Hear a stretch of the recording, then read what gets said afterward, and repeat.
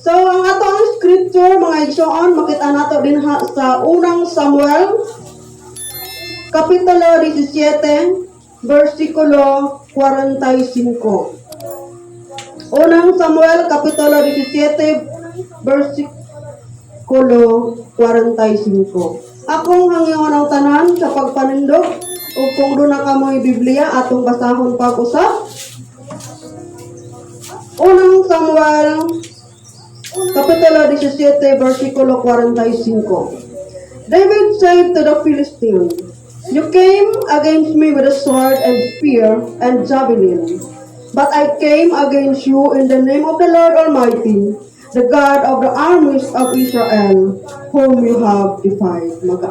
So, kabalo ko mga igsoon, pamilyar kaayo ta sa istorya ni David.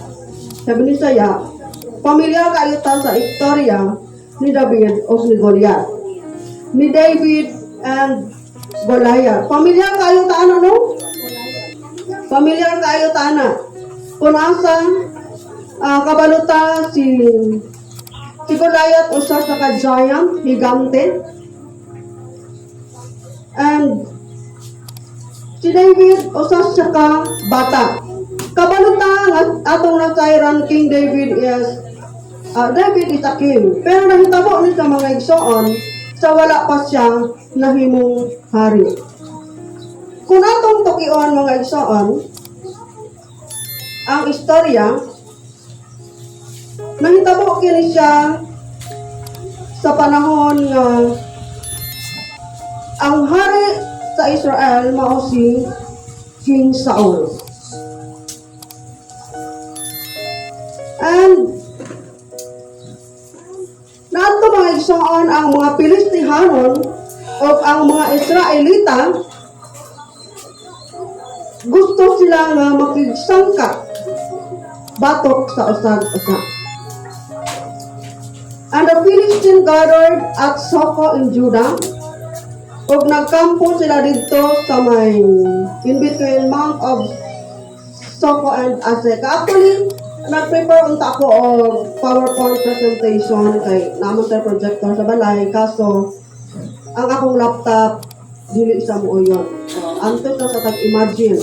Para masabtan nato, imagine nato mga igsoon ang istorya kung asa ni siya nahitabo. So dito mga igsoon na they are camping, no? Kay siyempre, parang magtanaw ta og movie nga kanong mga karaan na naigera. Ang Pikas grupo na sa Pikas o ang Pikas na pud sa Pikas. So naanay ka ng murag patag sa to nga kung asa diha sila magtagbo. O muna sa ang senaryo mga igsoon. For 40 days, sunod sa 40 ka adlaw, biblical time isa nga kung ikumpara nato sa itong present time karon, dili lang na sa 40 days. No? Sa 40 days mga igsoon, kining si Goliath or si Goliath nagsigig panghagit sa mga Israelita. Gid-challenge niya ang mga Israelita nga pagpili ka mog isa dinha sa inyong mga tao o ipadala nga ri aron makigsangka kanako. Kung mapatay ko niya, kaming mga Pilistihanon mahimong inyong bihag o inyong ulipon. Apan kung ako ang makapatay kaniya, kamo mga Israelita mahimong ulipon sa mga Pilistihanon. So, matod mga igsoon din ha sa mga scholar, even the Bible said, si Goliath or si Goliath usos sa kahigante. According sa mga scholars, ang iyang height is 9 foot. Imagine, 9 foot. Paano si Rio Boy? Tindo po boy. Tindo. 6-footer na siya. So si Goliath, 9 foot. So, basi masangko siya. No, sa iyang kataas. 9. Taas yun kayo siya. Moto'y manghasi, magawas-gawas nga. Pagpadala mo diri og isa ka tao nga musukol nako, makigsangka nako. Kaya kung mapatay ko niya, maulipon mi ninyo. Pero kung ako'y makapatay sa inyo ha, sa iya ha, kanang inyong gipadala, kamo mamahimong ulipon nako. Ingon ana ayang challenge. So, the Israelites nangahadlok. Kaya imagine ang God nimo, 9-footer katao, 9-footer nga tao. Muhangad yun siguro ka. No, muhangad yun ka sa iyang ha. Isa lang ka kuha sa iyang bangkaw. Agtang dayon. Huwag kayo musukol. And that time, ang hari nga si Saul, sa kapanahunan po ni King Saul, siya ang pinakatangkad sa ilahan. But not as tangkad as Goliath. Dili sa kasing tangkad ni Goliath.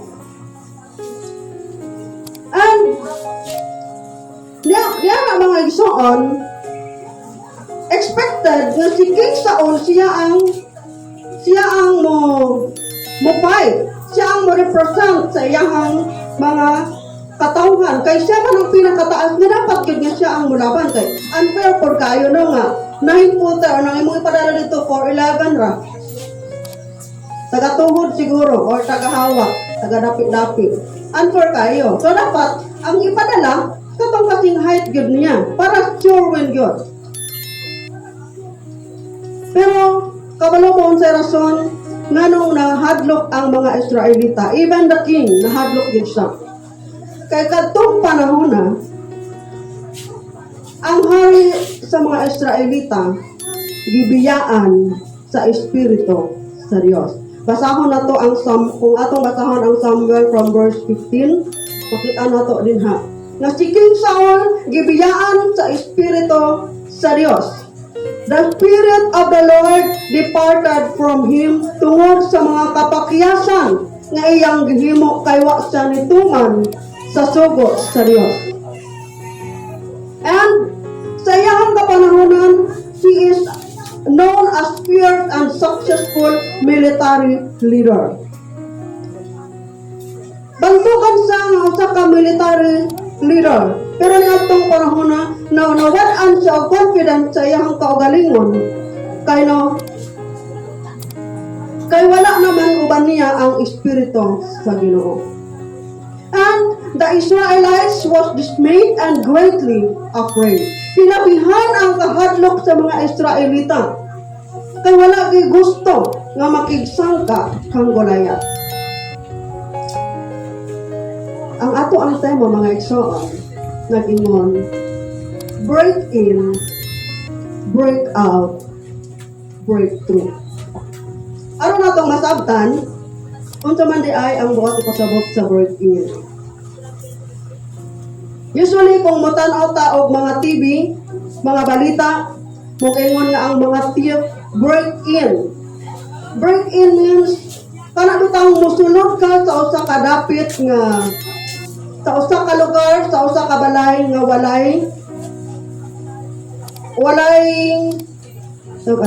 walay pagtugot. Ana, kung kaniransak ka kalit ba? But in some dictionary nag-ingon, break-in means to start in activity, to make action. Break-in means to make action. Paghimo og action na akay buhaton. Wala siya ang meaning sa ato ang word nga gigamit, break-in, to make action. Break-out means to make a break from restraining condition or situation. Karong breakout, gusto ka makagawa sa usa ka kondisyon nga kung asa dili ka kalihok. Somewhere like in prison. Parang naka sa kulungan nga gusto ka mong gawas. That is what we call breakout.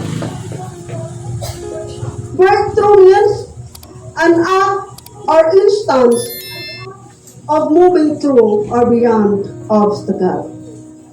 Breakthrough ka na butang usa ka pang hitabo nga kung asa nakalingkawas ka sa usa ka sitwasyon nga wala na jud nimo lauming nga makalingkawas ka diha.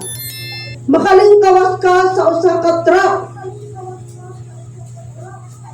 Moving through or beyond obstacle. So aron natong masabtan mga igsoon unsa gyud nganong naabot ta ani nga tema. Kabalo na ta ganina mga igsoon sa istorya sa history. Nganong sa history about sa battle. Pero kabalo ko mga igsoon, niadtong mga army, niadtong mga kasundaluhan nga naa dito sa battlefield, wala dito si David. Sa tanang mga army nga naa dito, sundalo para makigubat, wala dito si David. Wala sa dito mga igsoon, bisan basahon na to ang Biblia. Kaya naman si David, siya ang nagbantay sa karnero sa iyahang amahan. And from time to time, naay mga higayon nga muduaw sa palasyo kung asa si King Saul gisamok sa daotang espiritu mag-play sa og harp or alpa para ang daotang espiritu mubiya kang King Saul. Pero wala kabalo si King Saul nga mauto si David. And paano sa nakarating doon sa battlefield? Yun sa niya pag-adto. Nganong naka-adto sa dito? Ang senaryo mag-igsoon mo ni. Ang iyang tulong kamagulang, ang ilang kamagulangan, ang ikaduha o ikatulo, moto siya ang appeal dito sa gubat. Moto siya ang tulo ka sundalo nga makigubat. So si David, since siya lang man ang naakauban sa iyang amahan, giingnan sa iyang amahan nga duawa ang imong mga igsoon. Verse 17 mga igsoon, makita na to. Chapter 17, makita na to. Duawa ang imong mga igsoon, dalaan ng mga tinapay kining bar of cheese, kay para na sila ipagkaon dito. So sa pag-abot ni David, sa pag-abot niya dito sa battlefield, sa lugar kung asa ang itigayon unta ang gubat, nadungog niya ang mga istorya. Ang pagpangharas ni Goliath o ni Goliath sa mga Israelita. O nakita niya ang kahadlok sa mga Israelita. And then how David broke in. Yun sa niya pag-apil-apil dito sa gubat, gawa man sa ilabot. Nagsukod sa mga igsoon na curious siya. Basahon na to ang verse 26 to 30. Kung naamoy Biblia din ha, mga igsoon. Verse 26 to 30. Tingnan sa rin ha, verse 26, David asked the man standing near him, what will be done for the man who kills this Philistine and removes this disgrace from Israel? Who is this uncircumcised Philistine that he should defy the armies of the living God? Unsa may buhaton sa tao nga makapatay ni ining maong Filistihanon?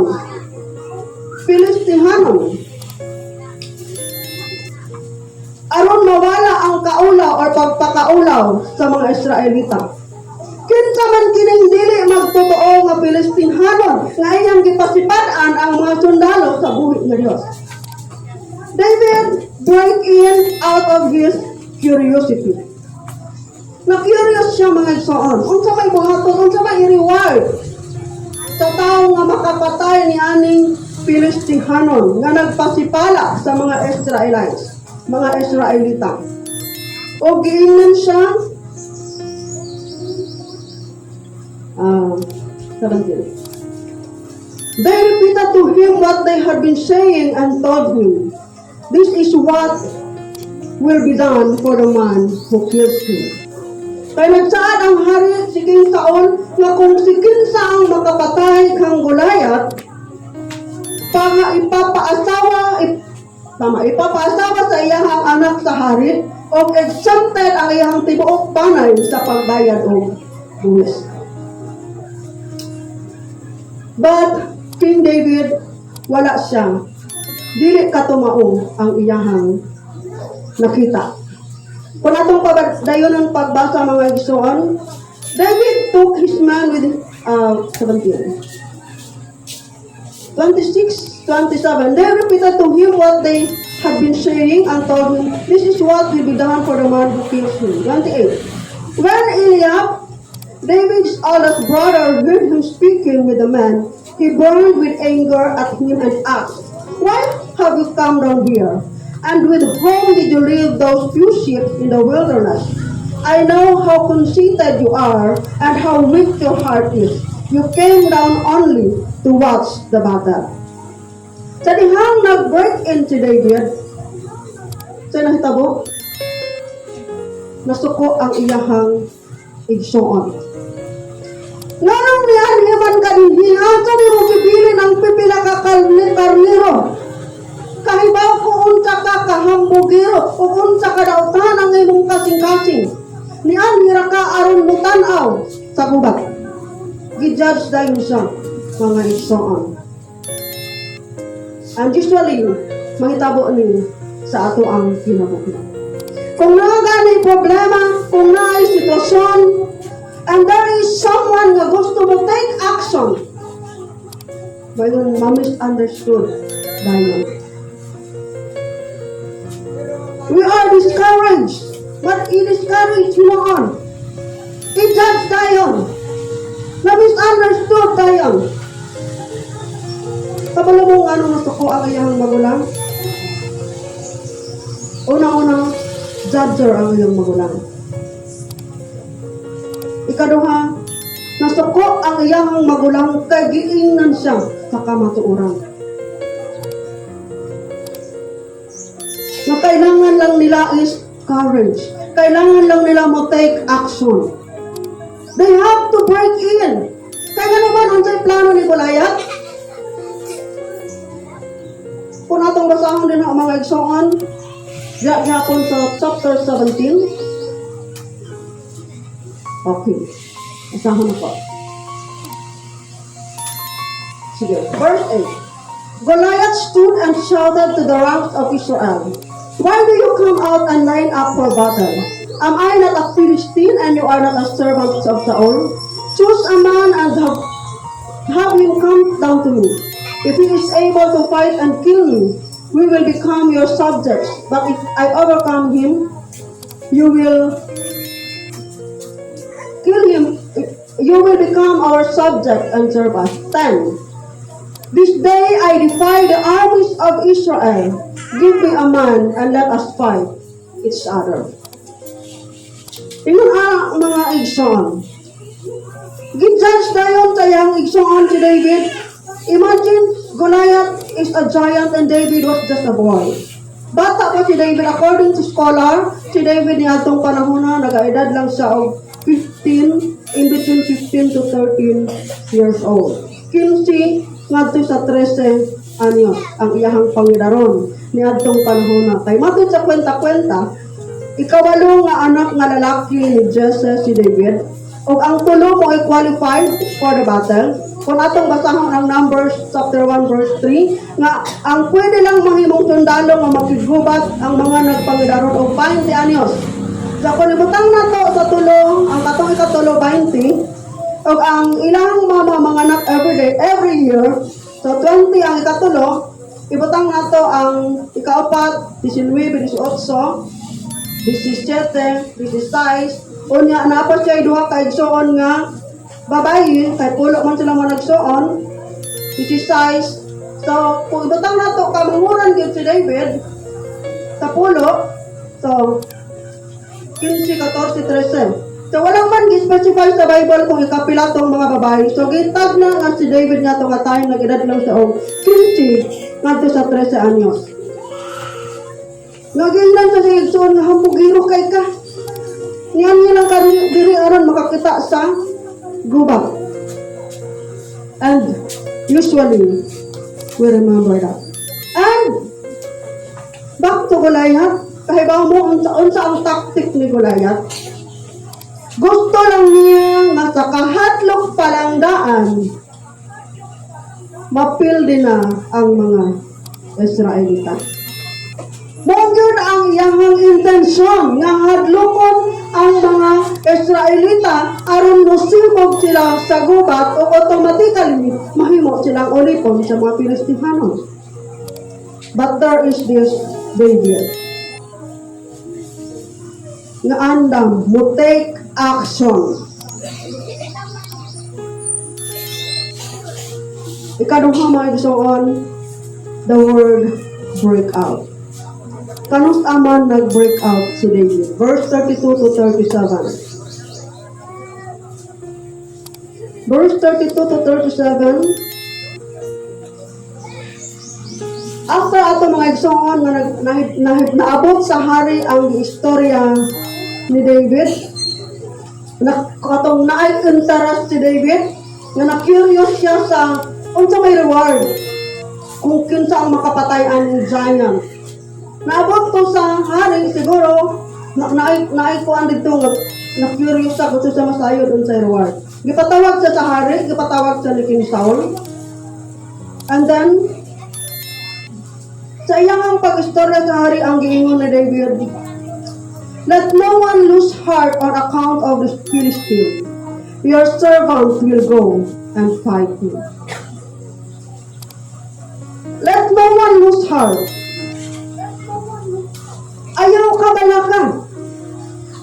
Say basta yung kalma lang mo. Kining imong ulipon. Musukol makidisangka ang ining maong Filistihano. Kung sa'yo gitubag sa hari 33, you are not able to go out against this Philistine and fight him. You are only a young man, and he has been a warrior from his youth. Dili ka pwede makigsangka nining mga Filistihanon, kay ikaw usa ka batan-on pa lamang og kini siya. Sige nga din ha. And he has been a warrior from his youth. Usa na siya kabanggiitan nga manggugubat sa panahon pa sa iyang pagkabatanon. Kung atong sabto nga igsoon, si Goliath, warrior na, even David was not born. Si Goliath, warrior na sa wala pagpakatao, gianak si David. And Goliath is always a champion. And that is why dili musugod ang hari. Pero unsa ang iyang gitubag kung padayonon nato og basa? And the verse 27 says, the Lord who rescued me from the paw of the lion and the paw of the bear will rescue me from the hand of this Philistine. Ang Ginoo nga nagluwas kanako gikan sa kuko sa mga leon, sa kuko sa mga oso. Muluwas kanako gikan usab sa kamot ni ini maong Filistihano. Igsoon, klaro, tinaw, tataw kaayo ang tulong sa Dios. Nga dili ang talent, dili ang skills, abilidad, ang nagtukmod kang King David to take action and to get out of that situation. Unsa may naasa? Anong meron si King David? He has this faith. Naas siya'y dakong pagtuo nga ang Ginoo mao'y nagluwas kaniya kaniadto, mao usay ang Ginoo nga magluwas kaniya niining maong sitwasyon. Despite of the obstacles, despite of the disqualification, nagpadayon si King David.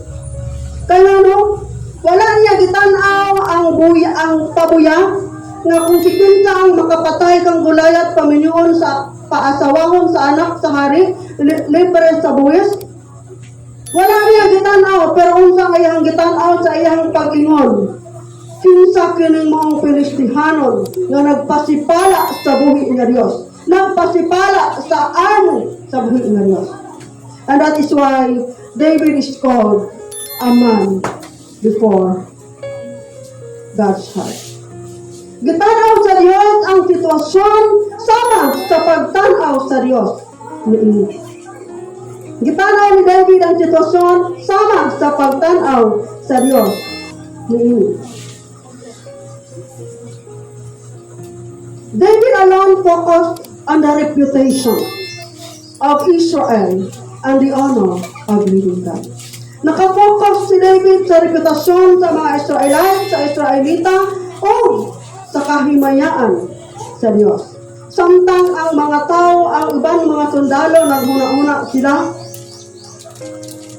sa danger, sa kadelikado. At yun sa bagong isog, namusokon anang 9 foot. O niya, aside anak nga siya lang nga pag tigdala sa sa iyang mga taming. Karami taong kung magtanaw tag TV kanang na ay mga rally, katong pulis na nasa murag, kanang gumitan ba, para dito sila maigo. Na ay magdalaan sa iyang ha. So kung nga itong sumahon, ang battle, ang gera, unfair kayo. Kay si David, tara isang. Ingon man ni Goliath, pagtulog isang, amo ay masukol mo, makisang ka kanako. Pero ang tinoon, si Goliath, naasay mga tao nga kauban nga madalipod sa iyang ha. Imagine na. So, ibig sabihin, it is really unfair. But David, wala siya nakafocus niya na. Gitanaw niya ang kaayuhan, ang kahimayan sa Ginoo kung unsa ang makaayo alang sa mga Israelita. And he is called a man of God, a man of God's own heart, who cares the things, the people that God cares.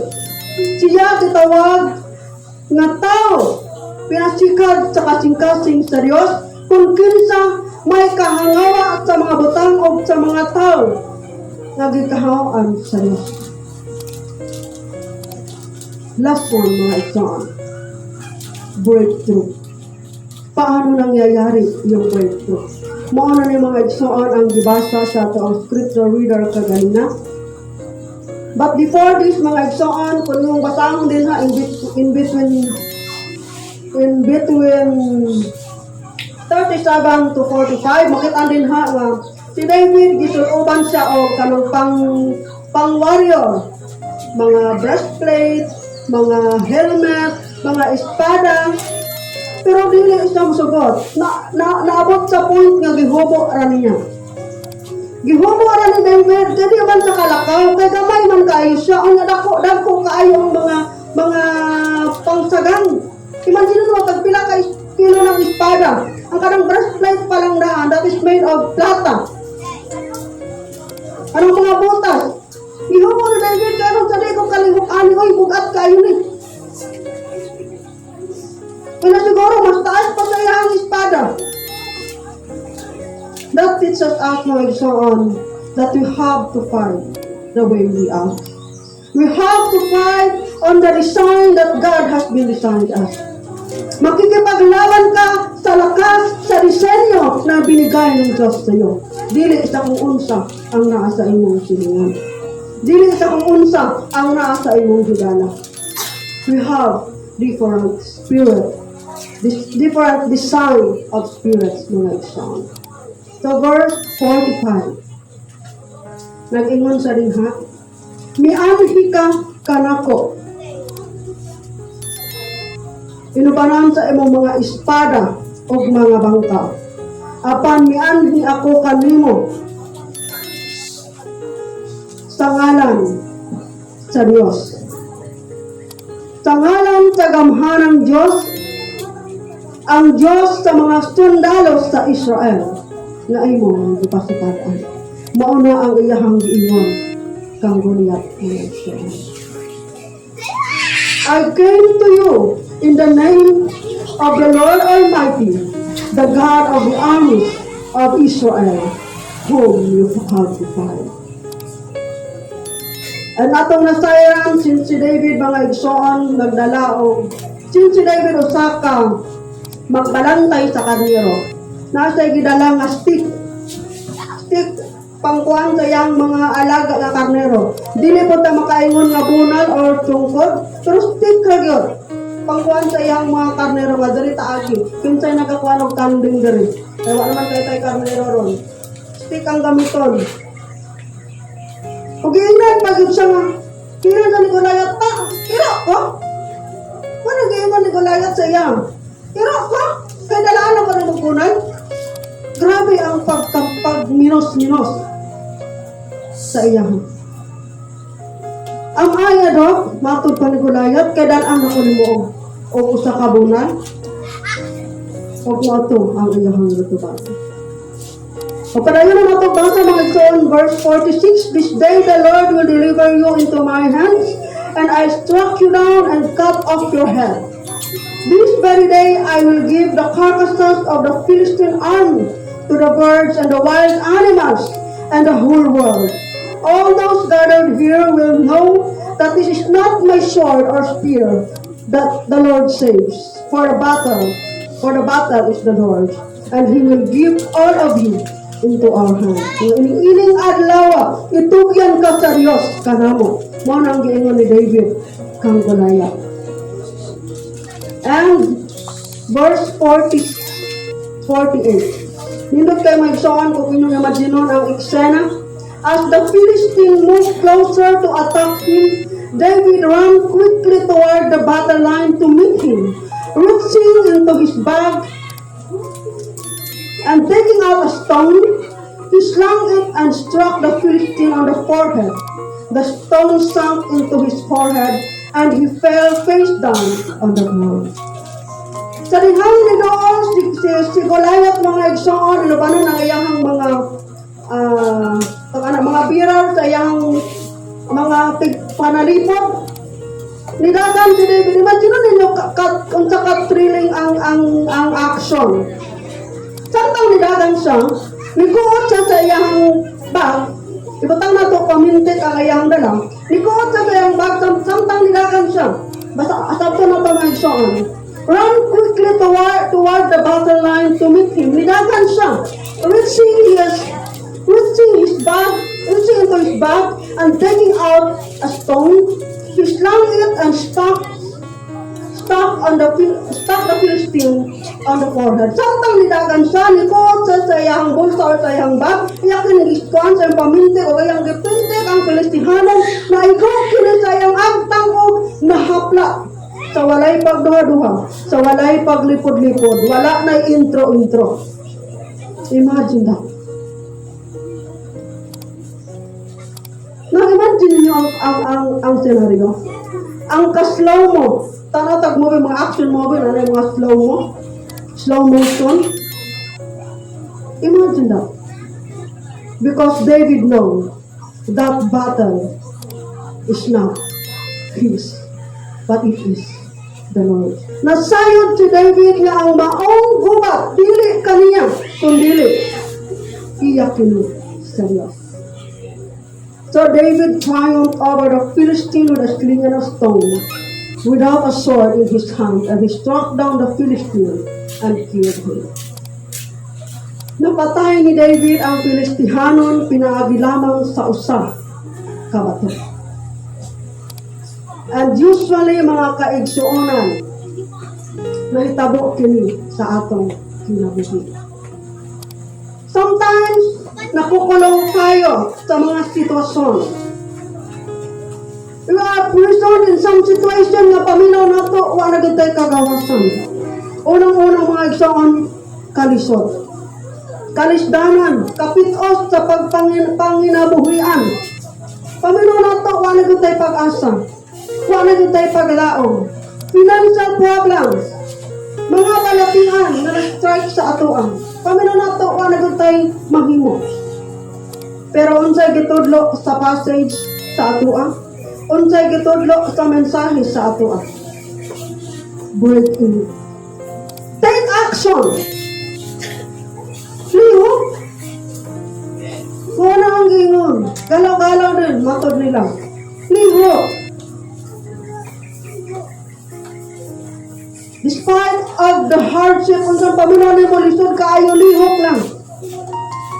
And ang unang-unang mga igsoon, unang-unang step sa usa ka Kristohano, that is prayer. Prayer. Muna sa unang step sa Kristohano. Kung si David na curious siya kung sa'y reward, si David nang matanas siya sa mga katao, sa mga sundalo nga na dito, kung sa'y reward, na curious siya, isip Kristohano, we are curious. We are asking, sino ang ating tatanungin? Pangutana ang Ginoo. Ayaw pangutana ang Ginoo nga Lord, ganong gitugutan mo ni sa ako, ganong naitabo ni sa ako, pero pangutana ang Ginoo, Lord, unsa imong gusto ipasabot sa ako ani? Unsa ang imong buhaton, Lord, after ani? Unsa akong buhaton, Lord, aron makaabot ko sa unsa man ang imong gitagana alang kanako. And that is the time you're going to break up. Kailangan i-take ka action. You have the willingness to get out in that situation. And then, always remember, this is not our battles to fight. Na may mga butang, mga problema, mga isyon, na dili nato kontrolado. Dili nato na siyang kontrolan yun. But know who is behind your back. Ibawit kinsa ang nasa imong likod. Sa imong pagpakibisog, liining mo ang sitwasyon, problema, kalisod, kapit-on, kasakit. Ibawit kinsa ang nasa imong likod. And fight as you are. Lumaban ka the way you are. Kaya nasayod ka. Nga ang nag-fight para nimo, dili ikaw. Ang nag-fight para nimo ang Ginoong nga gamhanan sa tanang gamhanan. Hari sa tanang hari nga kaya niya baliktaron ang mga butang sa inyon. Adunay milagro nga mahitabo sa imong kinabuhi. The other word for verse 2 mga igsoon is miracle. Milagro. O maangkon lamang nato mga igsoon ang milagro if we take a step. You take a step to be curious. Curious kauban ang Ginoo. Kinahanglan na kay interest kung unsa man yun ang plano sa Ginoo. Sama sa giingon sa ato ang Sunday school in Psalms 34 verse 8. Taste and see that the Lord is good. Sulayin sa kamaayo ang Ginoo. Kaya kung sa karon naghilak ka tungod sa kalisod, naghilak ka tungod sa kapakyasan, naghilak ka tungod sa kawalanon, naghilak ka sa mga balatian, balik-balik nila maayo, naghilak ka sa mga nila maayong relationship, sulayin lang ang Ginoo. Kay pohon, muhilak ka sa testimony. Muhilak ka sa palitan.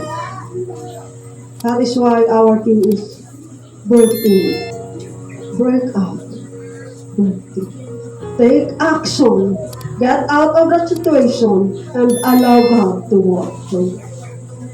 So on, each of us here, doon ay mga pagpakigbiso sa ato ang kinabuhi.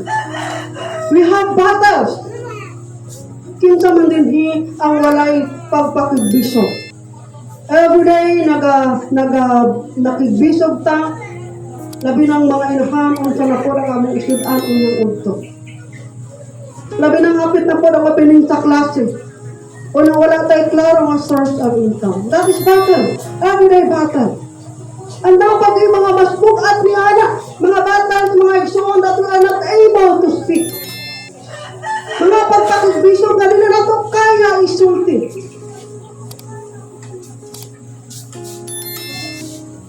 Take a step, mga igsoon. Take action. Take willingness na gusto ka makawa ito. And the Lord will give you a breakthrough. Lihok o tabangan ka sa Ginoo para makalingkawas ka sa bisan unsa man ang imuhang gisagubang pa. Ako hangyon ang tanan sa pagkarundo. It's in our life na nagsamaan. Kabalugod ko anak. Tanan ta. Doon na good tayo mga wow. Doon na good tayo mga pagpakigbisog sa ato ang kinabuhi. And ito na gano'n kayo niya na huwag ang Ginoo. It is you alone and the Lord knows that.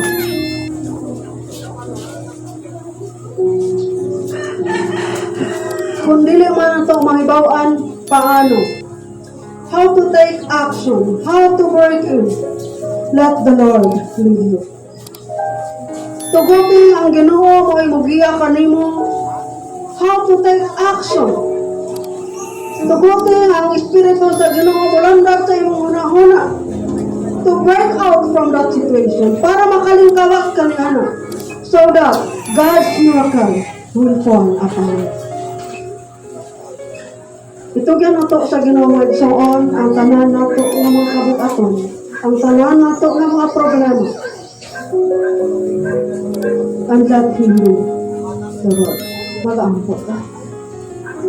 Balaan, gamhanan, o mahigugmaon ng mga Diyos, karang natak na lo sa kabutan. Gira na mo, Ginoo, ang imong pagkaryos, ang iyong pagkagamhanan, tatag-tatag sa namo kakinabuhi. Lord, maayo ka. Maayo ka gyud Ginoo sa among kinabuhi. Nga bisan pa sa among mga kapakyasan. Nga bisan pa Lord sa mga kasalanan Ginoo, nagparayag gihapon ang imong pagkamaayo. Nga Lord, dili kini among Ginoo. And everything that we have received, Father God, dili kini tungod sa among mga pagpaningkamot. Dili kini tungod, Father God, sa mga butang nga among nahimo. Kundi Lord God, tungod kay ikaw ang Ginoo nga maayo, nga dili ka mausap.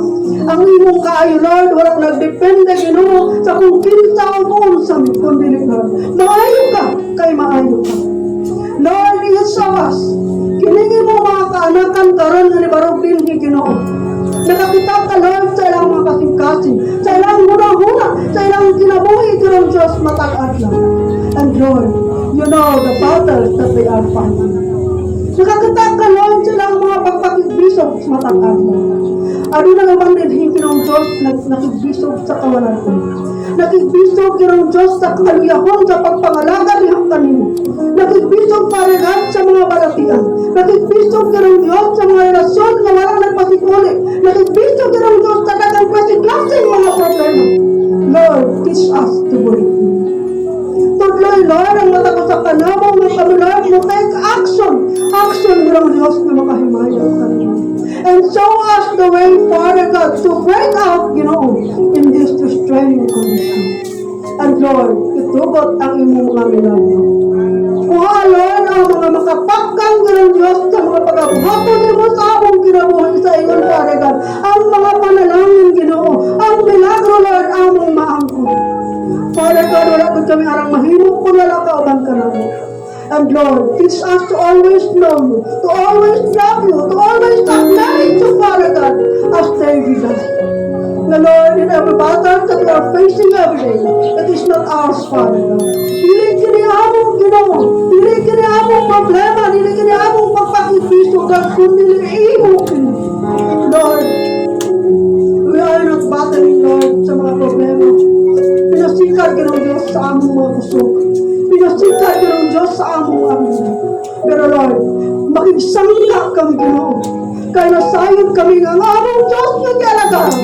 Sanghanan, matino na anong, o pinis mo sa.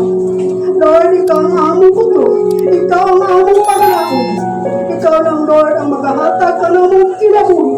And Lord, teach us to be. Make this us, Father God, that you will be our inspiration in these days of our lives. Tuloy kami, Lord, na ikaw ang among inspirasyon sa among pagkinabuhi ng kalibutan. Tuloy kami, Lord, na ikaw ang among inspirasyon isang pamankin ang Diyos sa matag-adlaw na mga pagpakigbisog sa inyong Father God. Ano na kami kusog, Ginoo, sa paglingkawas sa bisang unsa man ng mga pagsulay ng mga butsa among kinabuhi. Dalaygon ka, Father God, sa walay katapusan. Imong tanong na mga glimaya. Salamat Ginoo sa katubagan ng mga pag-ampo. Thank you, Lord, for the breakthrough that are going through in our lives. Kintalan ng Diyos ang pasalamatan. Sa ngalan ni Jesus, yung among bukto. Amen. Maayong unta o maglingkod ta.